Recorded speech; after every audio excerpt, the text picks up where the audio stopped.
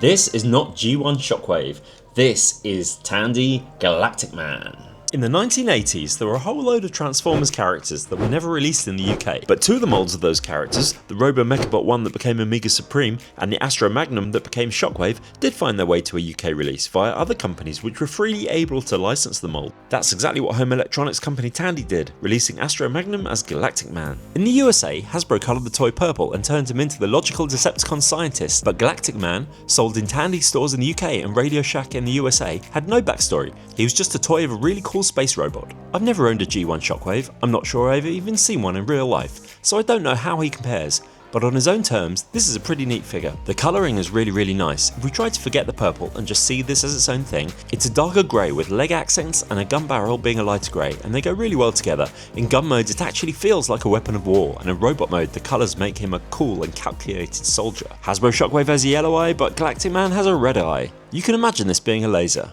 This isn't a cartoon character, it's more like something from an 80s sci-fi live action movie. The transformation is a real pleasure. It's simple, satisfying and clever. Push the legs together, fold the feet in, push the head down, fold the arms up to hold the head in, put the gun barrel over the arms to hold them in place, push the legs up into the waist, flip down the back panel, flip up the scope, and now you have an excellent laser gun. To have such a simple and clever transformation and such a great looking gun mode really is a treat. Even the robot mode, while not the most articulated by today's standards, looks imposing and impressive, and the arms have a surprisingly wide range of motion. The grey colour makes him minimalist and somehow more threatening than if he had been purple. But the best feature of all is something I wish more modern Transformers had: lights and sounds.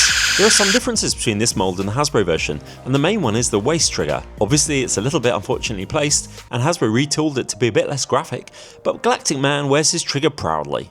Powered by a 9-volt battery neatly tucked away at the back section, if you press the trigger at his waist, no stinkering at the back, his gun arm lights up and fires. What's really cool is there are actually two sound effect modes. If you flip the switch at the back, the sound changes. It's in gun mode when this really has maximum impact. This is pretty much a perfect laser gun toy. It lights up, it has sounds, it's solid, and even after all these years, it locks together really nicely. My copy is a little bit loose at the knee ratchets and the ears are very floppy, but there's surprisingly little wear and tear for a toy that has spent most of its life in a storage crate with other toys. It's a quality piece of engineering. While it's not technically a Transformer, for those of us in countries that didn't get a Shockwave, this more than did the trick, and in some ways is even better. They sure don't make them like this today.